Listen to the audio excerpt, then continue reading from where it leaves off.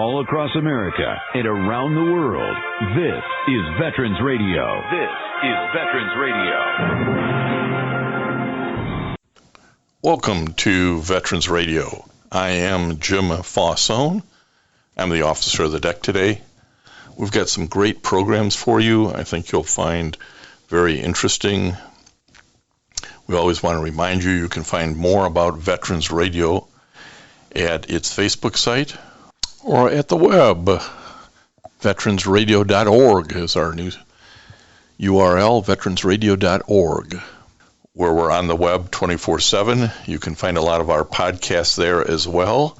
We post new ones every Tuesday, so you can get a new story, a new interview, something you didn't know before by going to veteransradio.org. And before we get started, we want to thank our sponsors. First up, we want to thank National Veteran Business Development Council, nvbdc.org. It was established to certify both service-disabled and veteran-owned businesses. You'll find out how they can help your business by going to nvbdc.org. We want to thank Legal Help for Veterans. Legal Help for Veterans fights for veterans' disability rights all across the nation. You can reach them at 800-693-4800 or on the web at legalhelpforveterans.com. We want to welcome to Veterans Radio today Chris Caulley. He is the CEO of the VA Detroit Medical Center and recently appointed this year, and he's got a lot of great background we're going to talk about and some new ideas, and just helps shed some light on the John Dingell VA Medical Center in Detroit. Director Caulley, welcome to Veterans Radio. Well, hello, Jim. Thanks for having me. I'm excited to be able to get the exciting news out what the Detroit VA is bringing these days. Well, let's set this up first by, I'll explain a little bit, but then I'm going to ask you to add to it. Director Caulley did his undergraduate work at the University of Illinois. He obtained a master's in healthcare administration. He is a fellow of the American College of Healthcare Executives. You've been with the VA for 24 or 25 years. You've had various leadership roles and headed up different medical centers. Round out your background a little bit. This is clearly a passion of yours. It's your professional career. Tell us what puts you in a great spot to be the CEO of the VA Detroit Medical Center. All right. Well, I'll tell you my story coming into the VA. Graduated from the University of Illinois. I've got a degree in kinesiology. I had plans to become an athletic trainer for the Chicago Bears. Yes, I said it. I am very impressed with the Lions, by the way, and am following them. But I had plans to do that. When I graduated, waiting on the next semester to come around in the fall to get my master's degree in physical therapy. I went back home, and there was a article in the newspaper that the local VA was hiring kinesiotherapists. And I said, well, I don't know what that is, but I have a degree in it. I'm not doing anything this summer. I'll go check that out. So I started at the VA in Danville, Illinois, as a student trainee kinesiotherapist, and just figured I'm just biding my time for the summer. And, I really enjoyed working with the veterans, but I will tell you, one particular day, I was working with a veteran, and he had a speech impediment. I couldn't understand what he was saying. He was permanently in a wheelchair. He kept, using his motions with his hands like he was chopping at his knees. And I didn't know what that was. And I asked the nurses later, I said, hey, what's this guy's story? Why does he keep doing that? Does he have pain in his knees? Something I need to know? And they said, well, no, he's a Bataan Death March survivor. Oh, boy. I'll tell you, Jim, it stopped me in my tracks. Maybe I was naive, Midwest kid. and I, read about, Baton Death March, and I went back and did a little research and studied it. And I tell you, my respect just went through the roof. I said,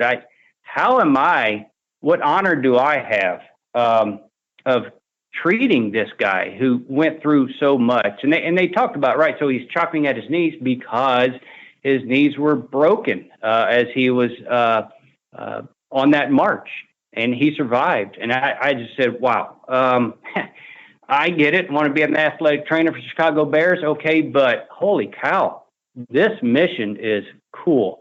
And I know you said, I had 25 years of service, actually 28. That was 28 years ago. Wow. Never left the VA. I am not a veteran. I didn't serve. And that's when I said, this is how I'm going to serve. This is how I'm going to serve my country. I'm going to serve the veterans. And I've been with it ever since. And it is an absolute passion and honor to do that. Well, you've certainly you've risen through the ranks, and before your current stop at as CEO in Detroit, you were the executive director of the Lita Lutz VA Medical Center in Saginaw, Michigan. Again, a long way from being a summer intern. That it is, right? So coming out of being a summer intern and just knowing I wanted to do more for the veterans, there were some legislation, some laws that were being passed back in the day that I wholeheartedly agreed with, but I'm just going to be honest with you. I didn't feel that leadership was doing it correctly. I just had this inkling, this naive kid out of Illinois, that I felt that I could do a little bit better. And so that was my goal, is to get in some type of leadership. I did not have a goal of being the CEO of a hospital at the time, but I wanted to get into some type of supervisory and really start, charging folks with, this is the mission. This is servant leadership. This is how you give back. So just over time, yes, I took different jobs. I was a patient education coordinator, chief of prosthetics at Mountain Home, Tennessee. And then moved up to Michigan and went to Ann Arbor back in 2009. I was the executive assistant to the associate director, the COO. And that's when I really got a taste for the C-suite, what the executive leaders can do, what impact they have, not only on the facility, but on the veterans directly. And that's what I really said, no, this is really what I want to do. So from there, right, I, advanced my degree, became a fellow of the American College of Healthcare Executives, went through a lot of leadership development trainings, and was given the opportunity to be the COO of the Ann Arbor VA, and really enjoyed it. And then from there, became the CEO at the Saginaw VA Medical Center. Now, Saginaw is in our market. It's in our Michigan market. Saginaw is a level 3 complexity, low. They don't have any inpatient beds other than a nursing home. But what really kept tugging at me was Ann Arbor, though, is a 1B facility. It's a very complex facility, and I missed that.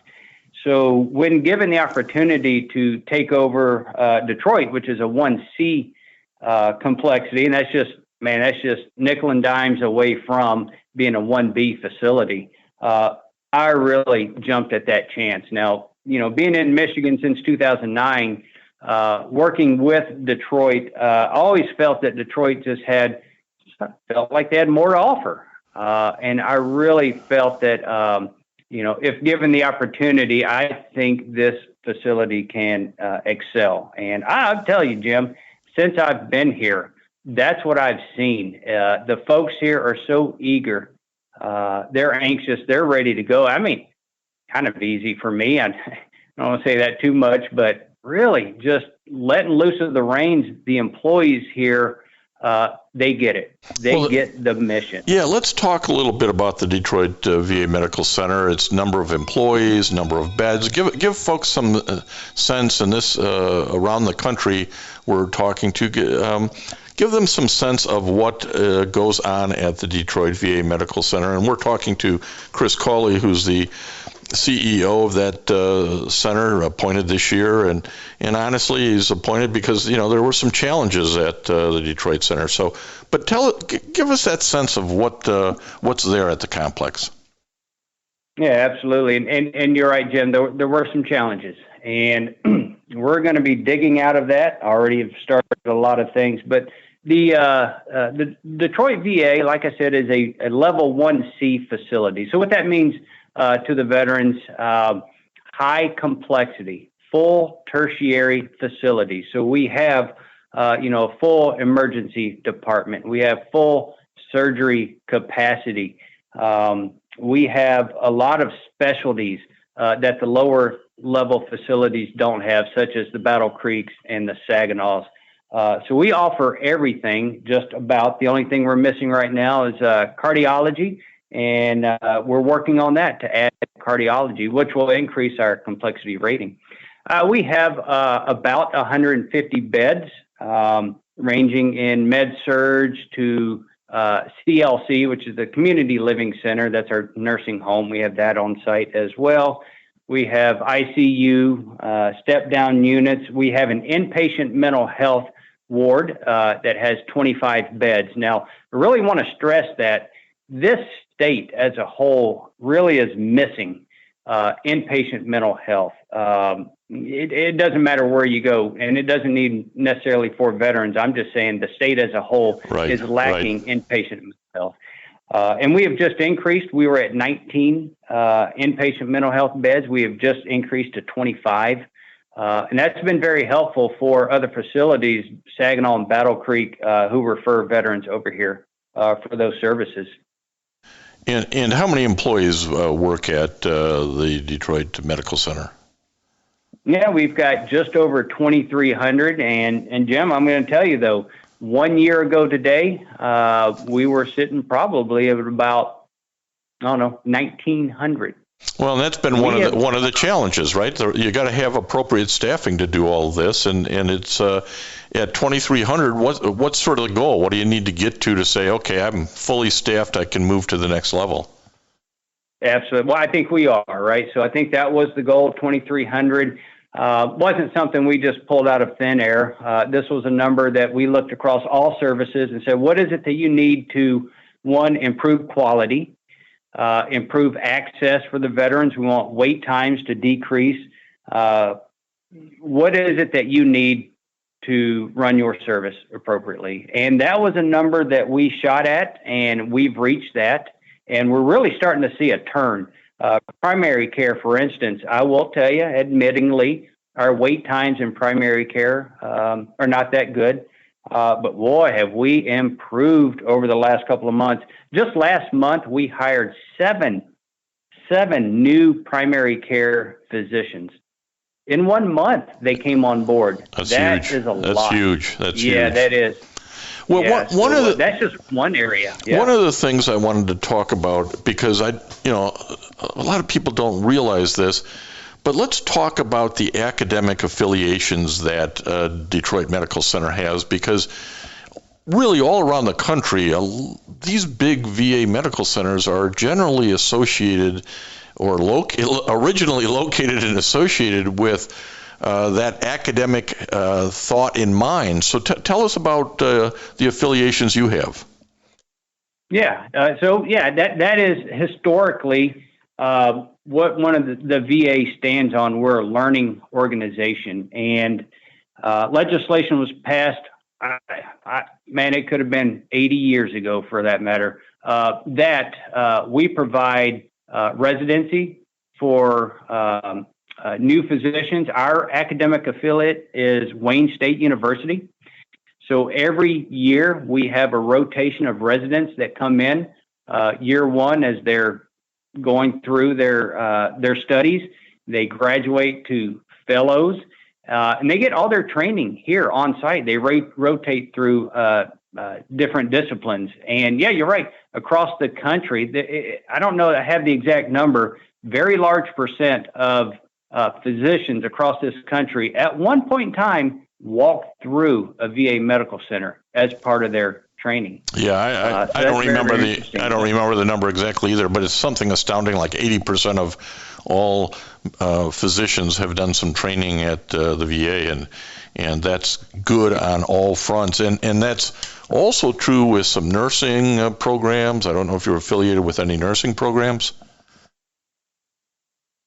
I don't recall that we have nursing programs affiliations, but I will tell you that what we do here, we try to grow our own, whether it be RN transition to practice that we're going to be starting. So these are RNs that come out of school that don't have any experience. However, we will hire them on as an RN, but they take a year to go through a transitional phase. They're mentored.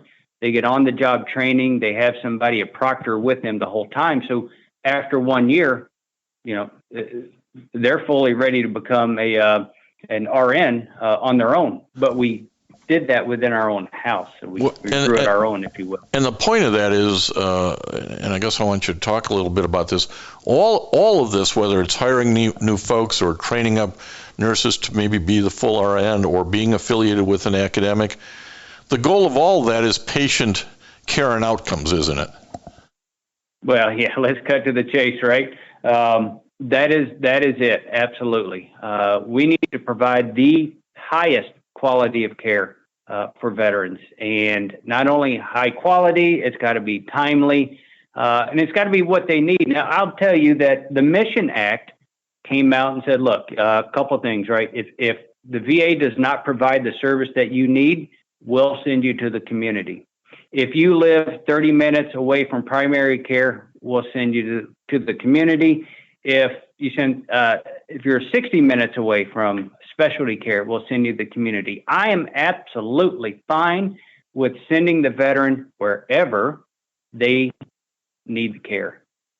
I prefer they get the care in the VA, and that's why we're adding all of these staff so that we can improve quality, we can improve wait times. When we talk about distance that you have to drive, let me speak to this real quick. So we have 2 outpatient clinics. We have one in Pontiac and we have one in Yale. That's not cutting it, Jim. We need to get out there, right? So I'm just going to ask you, Jim, if you lived in South Lyon or something of that nature, and you had to go to your primary care provider just to get your blood pressure taken, and you got to fight this Detroit traffic, come all the way down here just to get your blood pressure taken and drawn. That's old days. We can't do that anymore. It's just a disincentive. It's a disincentive, and I agree with you. The outpatient clinics, and there seems to be some of this is Congress, right? Congress has got to fund these things, and then they have to fund them, yes.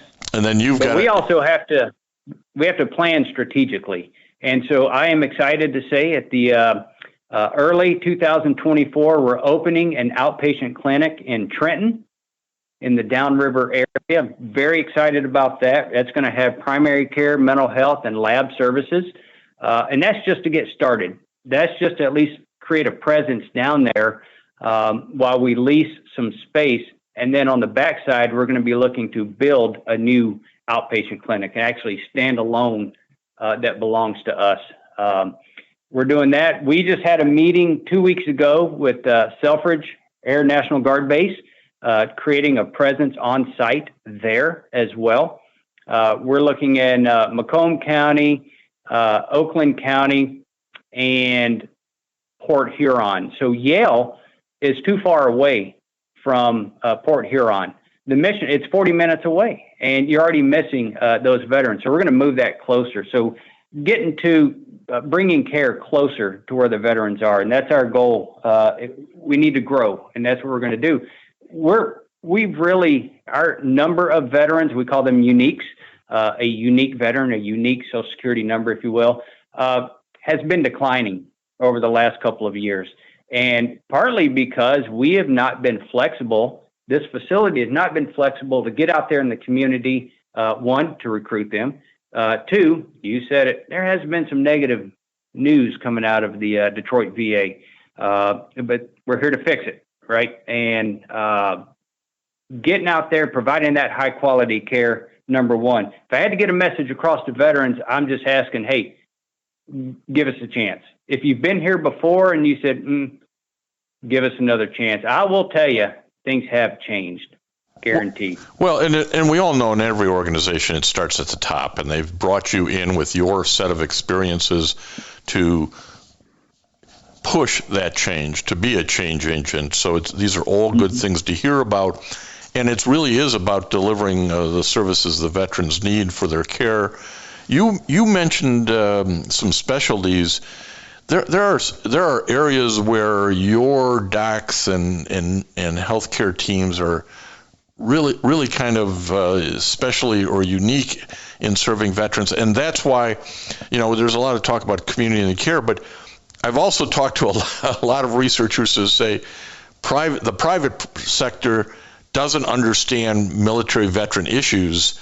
That's why we have the VA system. So talk to us about some of the specialties that you have in Detroit that you're just not going to find these kind of experiences maybe with other physician groups.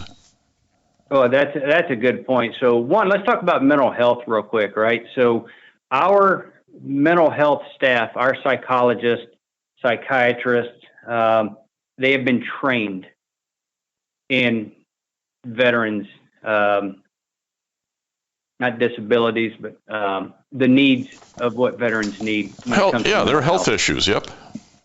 Health issues, that's right. And the public sector has not been. And so we strive a lot on whether it be PTSD, whether it be other mental health issues. We really stand far and above the community in that. So I would just say if you're a veteran and need a mental health, you may want to try the VA first. They get it. They know it. They've seen it all. And chances are they will be able to help you. So that's the big one. Other specialties, surgery, for instance, we have really grown our surgery department here. Got a new chief of surgery, Dr. John Paisley. Boy, this guy is a breath of fresh air. He's exciting. The staff really look up to him.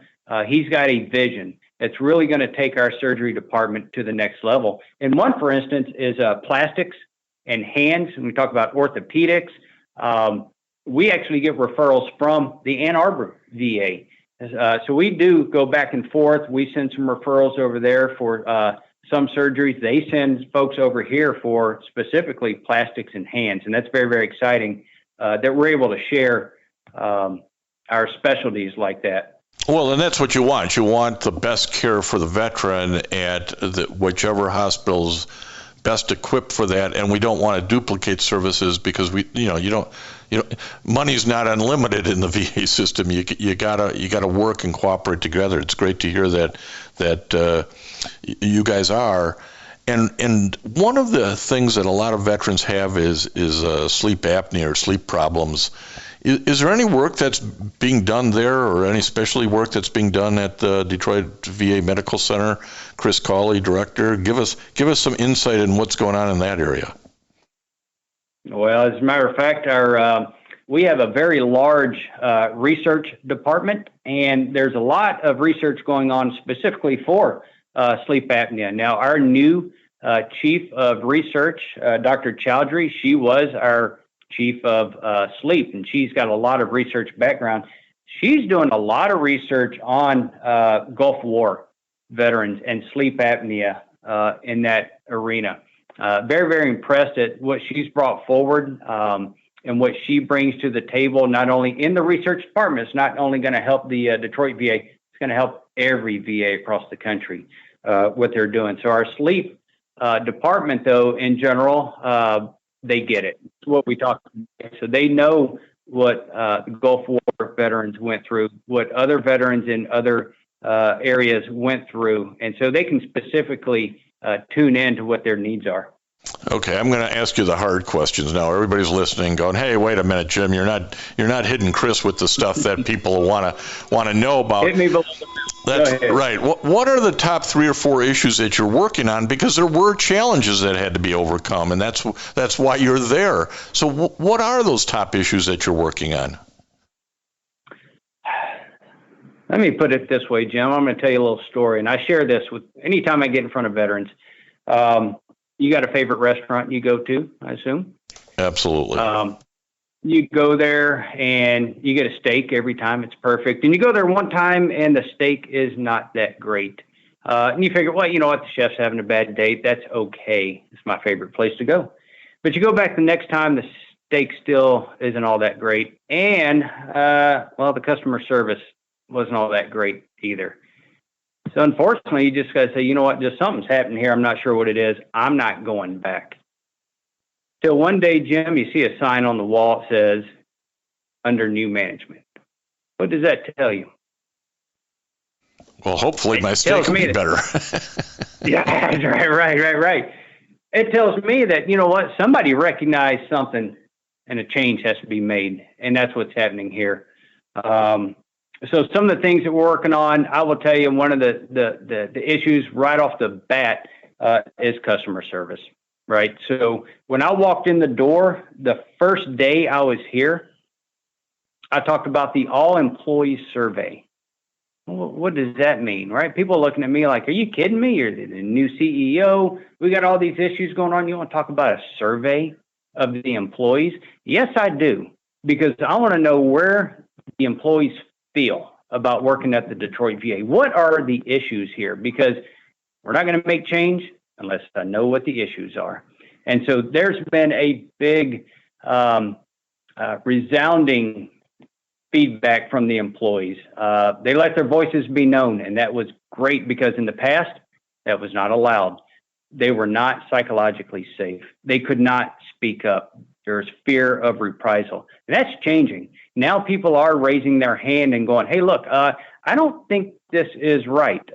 Look, I think this may harm the veteran. And I think in the past that was shied away from. Well, now we're getting folks who are saying, look, if you don't change, or if this happens, it's going to harm the veteran. These are called close calls. We're having more close calls than we're having adverse events, right? So we're actually catching them ahead of time because people are raising their hands. So that's psychological safety. That was a big issue. I talked about customer service. We really need to improve in that area. I'll be honest with you, right? So there were places where you would go and the person, it was almost like you were bothering them when you walked up to the counter. And we've done a lot in that area. A lot of folks have responded also, and we've seen improvements in that area. And then I talked about just overall our decrease in veterans, and we really need to increase that. This is how we get our funding. I do want to say for the veterans who are out there who are saying, hey, you know what, I don't need it. Give it to the veterans who deserve it. Well, the reality is it's already paid for. It's already there. But if we don't get your service, we don't bring you in, that's a unique, remember I talked about, that goes in through the big calculation in the sky, which is how we get our funding. So I will tell you, even though you may not qualify for health care being paid by the VA, you can still get your care here. If you have Blue Cross Blue Shield and maybe you're not service connected and you don't fall into one of those categories, you still get your care here, just like any other hospital. We'll just charge your insurance company just like anybody else would. Go ahead and get that now. You may not think you need it now, but it'd be nice if you were already in the system. Something were to happen, you're already in the system. That's what we tell everybody. We tell everybody that we get involved at Veterans Radio and at my other my full-time job. Go register. You may not qualify for health care by VA at the moment. You may feel you don't need it, but get in the system because life changes, events change. You lose a job, you lose an insurance package, whatever it might be, but get in the system. So registration, getting registered is a big deal, and that helps as you're talking about, making sure that you got enough veteran units to justify continuing the programs. Yeah, I will say, if you have an opportunity, go on Hospital Compare. It's a website. This is the first time that the VA has been allowed to participate. So what this does, it's comparing all the hospitals in the community. You can look up anybody and gives them a rating, like a hotel star rating. The Detroit VA is a 4-star facility. It's a 4-star facility. I want to put that out there, and I'm not going to say what everybody else is. Go ahead and do your own comparison. But we do have a goal to become a 5-star, and we already know the areas that we're lacking to keep us from a 5-star. But being a 4-star, it's pretty cool. Well, I'm just telling you. And getting you don't that, get to a 4-star, but right. Getting that mentality across to people that, hey, don't run down our reputation. We're a 4-star and we're moving to 5, and the employees are moving to 5. That's the kind of culture change you're trying to drive, I think. It's absolutely correct. Okay, you talked customer service, you talked getting enough people through the doors and expanding the service territory. Any other issues that you go, yep, we're working on this, I want to dispel any rumor about this right now? Oh boy, yeah. So there was a big OIG, Office of Inspector General, that came through last year, and that the final report came out, and it smeared some ugly on us. But I will tell you, if you read the report, the final report, what it says, our response to them is that it says we'll be compliant in January 2024. That's standard templated response that you have to give. We've already replied and responded to every one of those issues. They've all been corrected. The reason we can't say they're compliant right now is we have to show sustainment. We got to show that 6 months worth of, you said you were going to do this? Oh yeah, well you are. You're doing it, and so that's fine. We have challenged everybody to step up, meet that challenge. I will tell you, when the OIG report came out, I did not hide it, Jim. I didn't put it under my desk. I didn't sit on it, put it under a carpet. I sent it out to every employee, and we put it on our Facebook page because I want everybody to know we're not hiding behind this. We're transparent. This is the truth. This is what happened.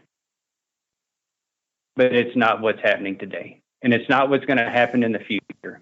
Guaranteed. Well, that's why we have you on. That's why we have on the CEO of the VA Detroit Medical Center, the John Dingell Medical Center, because we all want all of our veterans to get the top care, and it hurts all of us when we say, oh man, they're not living up to that expectation. We want to hear from leadership that they're heading in this direction and they're getting the job done. And Chris Caulley, I really appreciate you taking some extra time to talk to Veterans Radio today to get these messages out. And we'll be back. We'll talk to you some more in the future to see how the progress has gone and give you a chance and a forum to talk to the larger veteran population in the area. Yeah, let's do that. Next time I'll give you an update on the Fisher House. We just broke ground last week, and I'm super excited about that. Well, we are at Veterans Radio big supporters of Kate and the Fisher House team, and have them on regularly. So we've been following the progress, and so that's going to be a great addition for the Detroit Medical Center to have that Fisher House nearby. Chris, thanks. Jim, thank you very much. Thanks for the time today. I really do appreciate it. You bet. Have a great day. And I want to thank everybody for listening to Veterans Radio today. I am Jim Fausone. It's been a pleasure to be your host. I'm a veterans disability lawyer at Legal Help for Veterans, and you can reach us at 800-693-4800 or legalhelpforveterans.com on the web. You can follow Veterans Radio on Facebook and listen to its podcasts and internet radio shows by visiting us at veteransradio.org. That's veteransradio.org. And until next time, you are dismissed. If you have a VA claim denied by the Board of Veterans' Appeals, contact Legal Help for Veterans at 1-800-693-4800. They're experts in handling cases before the U.S. Court of Appeals for Veterans Claims. Their number again, 1-800-693-4800. We again want to thank our national sponsors, the National Veterans Business Development Council, NVBDC.org, VA Ann Arbor Health Care System, the Vietnam Veterans of America Charles S. Kettles Chapter, Ann Arbor, Michigan, VFW Graf O'Hara Post 423 in Ann Arbor, and the American Legion Press Corn Post 46, also in Ann Arbor. We appreciate all your support. You can go to veteransradio.net, click on the sponsor level, and continue to support keeping Veterans Radio on the air. And until next time, you are dismissed. Hello, it is Ryan, and I was on a flight the other day playing one of my favorite social spin slot games on ChumbaCasino.com. I looked over at the person sitting next to me, and you know what they were doing? They were also playing Chumba Casino. Coincidence? I think not. Everybody's loving having fun with it. Chumba Casino is home to hundreds of casino-style games that you can play for free anytime, anywhere, even at 30,000 feet. So sign up now at ChumbaCasino.com to claim your free welcome bonus. That's ChumbaCasino.com and live the Chumba life. No purchase necessary. VGW. Void where prohibited by law. See terms and conditions. 18+.